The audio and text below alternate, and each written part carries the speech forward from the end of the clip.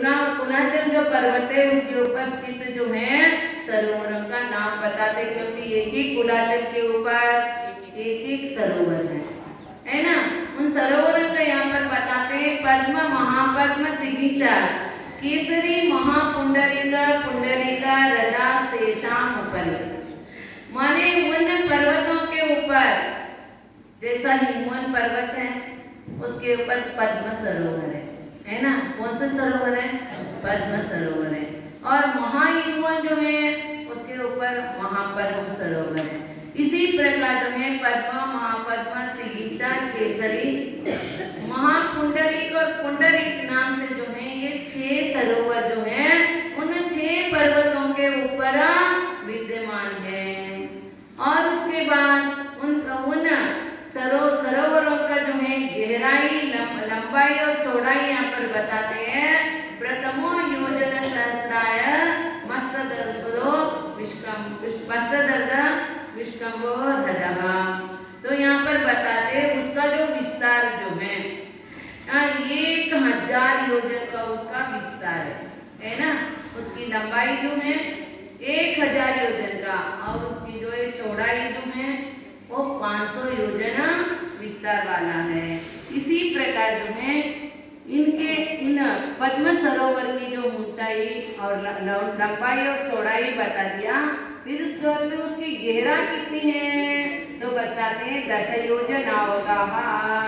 उसकी गहराई कितनी है? केवल 10 योजन का है।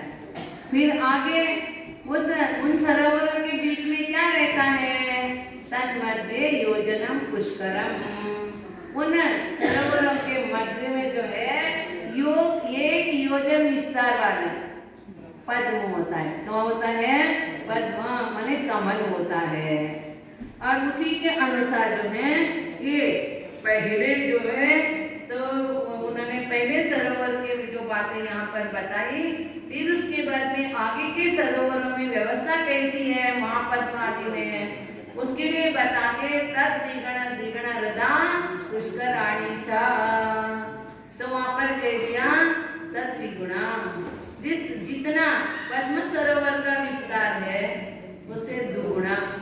माने यहाँ पर 1000 योजन लंबा और 500 योजन चौड़ा और 10 योजन जो गहरा बताया था वहां पर इसे डबल 2000 योजन उसकी लंबाई है, 1000 योजन उसकी चौड़ाई है, 20 योजन उसकी गहराई है। उसी प्रकार कहाँ तक चलता है? इसके आगे का जो सरोवर है वहां तक ही चलता है पद्म, महापद्म और दिगीचा तक। और दिगीचा में 4000 योजन जो है उसकी लंबाई है, 2000 योजन उसकी चौड़ाई है, 40 योजन जो है उसकी गहराई है। और उसके बाद में उसके आगे ये तो दक्षिण का वर्णन हो गया, मेरु के दक्षिण भाग का वर्णन हो गया। मेरु के उत्तर भाग में भी जो है यहाँ पर बढ़ते क्रम से हुआ, वहाँ पर घटते क्रम से चलता है। उसके लिए आगे अपने आप सूत्रकार बताएंगे। और उन कमलों में निवास करने वाले जो देवियां हैं उन देवियों का नाम यहाँ पर बताते हैं। तन्निवासिन्यो देव्यः श्री द्रि धृति कीर्ति बुद्धि लक्ष्म्या वल्योपमसिभ्य सामानिका वर्षतः। माने उन वहाँ पे उसके अंदर जो कमल होता है उस कमल भी 1 योजन का बताया था, सही है नहीं क्या? और वैसे ही पहले सरोवर में 1 योजन है और दूसरे सरोवर में 2 योजन का, तीसरे में 4 योजन का। इसी प्रकार जो क्रम बढ़ता जाता है। और वहां पर उन कमलों में रहने वाले जो देवियां हैं श्री, पहले सरोवर में कौन रहती है? श्री, दूसरे में द्रि, तीसरे में धृति और उसके आगे चौथे में जो है कीर्ति, 5वें में बुद्धि, 6ठे में लक्ष्मी। इस प्रकार जो है वो कितने स्थिति लिए हुए रहते हैं? पल्योपम स्थितियां, माने एक पल्ले की आयु वाले, आयु से स्थित जो है सामानिक और पारिषद जाति के जो देव होते हैं। और वहां पर जो है वहां पर सामानिक और पारिषद जाति के देवों सहित ये 6 प्रकार की देवियां जो हैं उन सरोवरों के कमलों के उधर ये रहा करते हैं। हाँ हाँ कुमारी इसलिए जो है ना वो अष्ट जो देवियां होती हैं है ना, यही श्री बुद्धि लक्ष्मी और उसके बाद में जो है पुष्टि पुष्टि ऐसे कुछ 8 देवियां जो होती हैं ना, ये 56 कुमारियां जो होती है ना, ये भी सब कुमारियां होती है। रुचि और भूप आदि के वहाँ पर वो निवास करती हैं। वो माता के जो सेवा में जो है ये 56 कुमारी देवियां जो है वो आते हैं। ये सब कुमारियां होती हैं।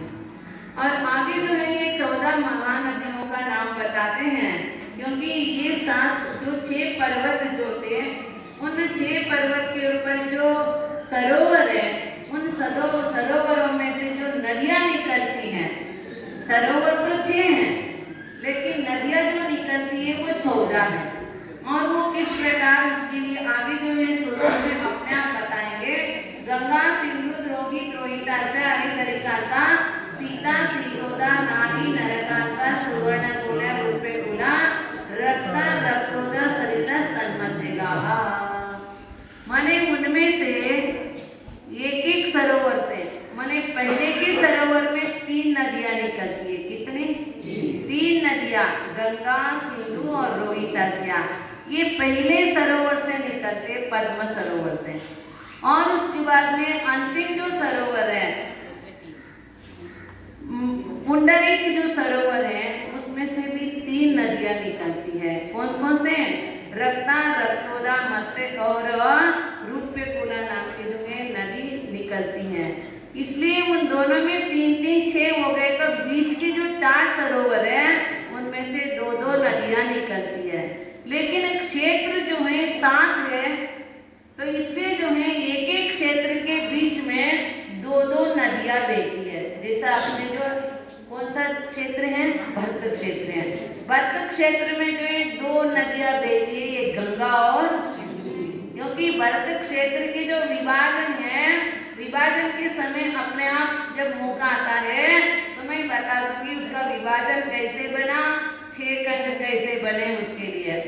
फिर आगे जो है नदियों का बहने का जो क्रम बताते हैं, क्योंकि एक क्षेत्र में 2 नदियां होने से 7 क्षेत्रों में कितने नदियां हो गई? 14 नदियां हो गई। और आगे नदियों के बहने का जो क्रम बताते हैं, द्वयोर पूर्वा पूर्वगाहा। ये युगल नदियां है ना, जैसे गंगा और सिंधु, ये युगल है। और उसमें से गंगा नदी जो है पद्म सरोवर से निकलता है और वो पूर्व के ओर बहती है। और उसके बाद में सिंधु नदी जो है तो वो निकलती है तो पद्म सरोवर से वो पश्चिम की ओर बहती है। और उसी प्रकार यहाँ पर जो पहले के जो नदियां हैं वो पूर्व की ओर बहती हैं। इस सूत्र का तात्पर्य द्वयोर पूर्वा पूर्वगाहा। उनमें से पहले की जो नदियां जो हैं वो पूर्व की ओर बहती हैं, शेषाश्व परगाहा। माने बचे हुए जो दूसरे नंबर की जो नदियां हैं वो पश्चिम की ओर बहती है, इसका तात्पर्य ये होता है। फिर उसके बाद चतुर्दश नदी सहस्र परिवृता गंगा सिंगापुर नद्या। इन महानदियों के उपनदियां भी हैं। क्या है? उपनदियां भी हैं। और इन युगल नदियों में जो है नदी के जो है ना, गंगा और सिंधु में 14,000 नदियां होती है। कितनी? 14,000। और रोहितास्या में 28,000 नदियां, उसके सहायक नदियां कही। और उसके बाद में हरितरिकांता में जो है 56,000 नदियां जो है उपनदियां हैं। और उसके बाद में सीता सीतोदा में जो है 1,12,000 उपनदियां हैं। फिर उसके माली नरकांता में जो है फिर वापस 56,000 है। सुवर्णकुला रूपकुला में 28,000 है। और उसके बाद में रत्नोदा में 14,000 नदियां जो हैं उपनदियां उसमें रहते हैं, उसमें मिलते रहते हैं। और आगे जो है भरत क्षेत्र का विस्तार बताते हैं। भरतः षड्विंशति 5 योजन शत विस्तार एकोनविंशति भागा योजनस्य।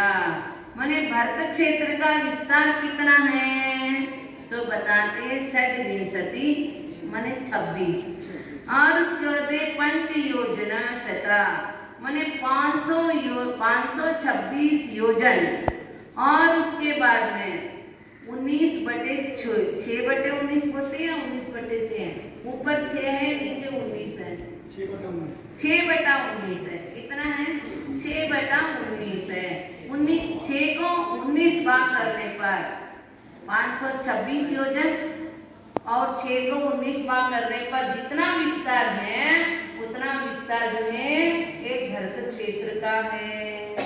फिर आगे तद द्विगुण त्रिगुण विस्तारा वर्षतर वर्षा विदेहांता माने विदेश क्षेत्र तक जो है इनका विस्तार डबल होता जाता है। जैसा भारत क्षेत्र का जितना विस्तार था उसे डबल विस्तार जो है हिमवन पर्वत का है। जितना हिमवन पर्वत का विस्तार है उसे डबल जो है हाइमवत क्षेत्र का है। इसी प्रकार बढ़ते कहाँ तक विदेश क्षेत्र तक का, क्योंकि अपने भारत क्षेत्र का विस्तार जितना है उसे 64 गुना विदेश क्षेत्र का विस्तार है। फिर आगे सूत्र आएगा और उसमें मैं आपको बता दूंगी।